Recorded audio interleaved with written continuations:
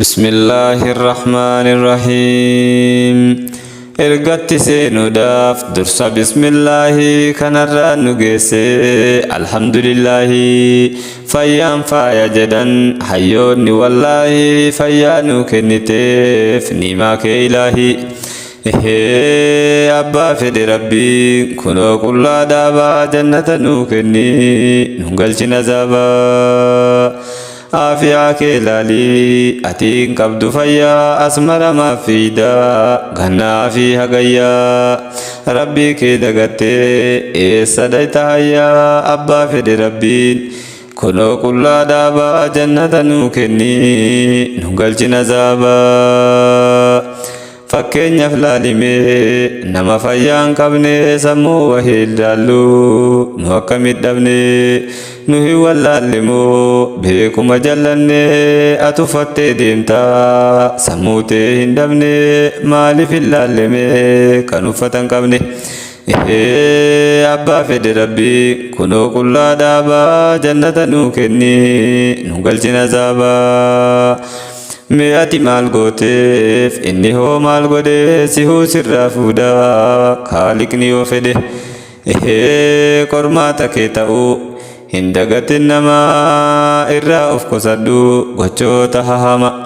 abbaa fedhe rabbiin kunoo qullaa dhaabaa jannata nuu kenni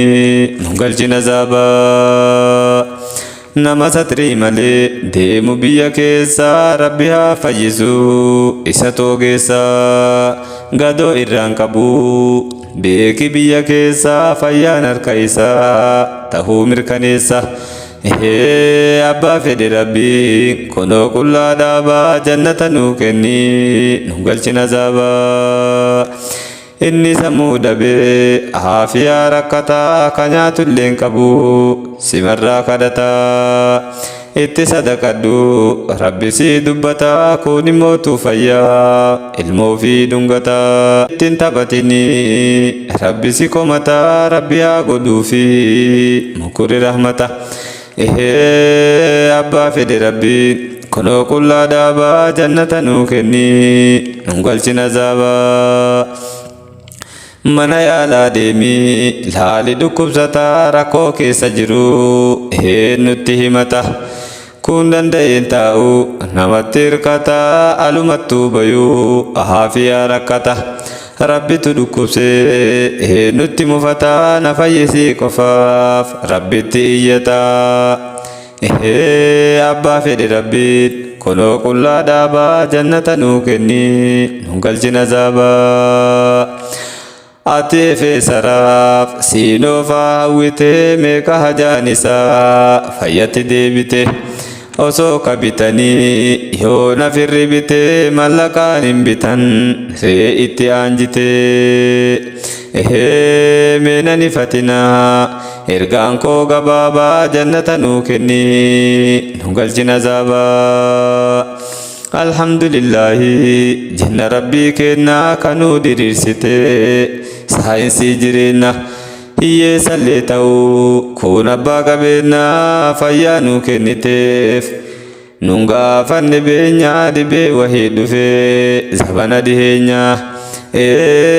abbaa fedhe rabbiin kunoo qullaa dhaabaa jannata nuu kenni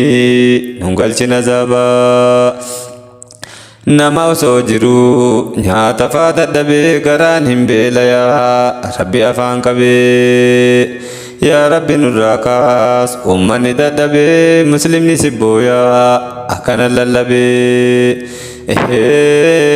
amma waa'ee fayyaa asirratti dhaabaa jannata nuu kenni nu galchina azaabaa dubartii muslimaa godhadhu jalbaabaa irraan hambisinii hidhadhu hijaabaa har'aaf ergaan kan koo kunooti gabaabaa salaamun aleeykum asirratti dhaaba abbaan fedhe rabbiin kunoo qullaa dhaabaa jannata nuu kenni nu galchina azaabaa jannata nuu kenni nu galchina azaabaa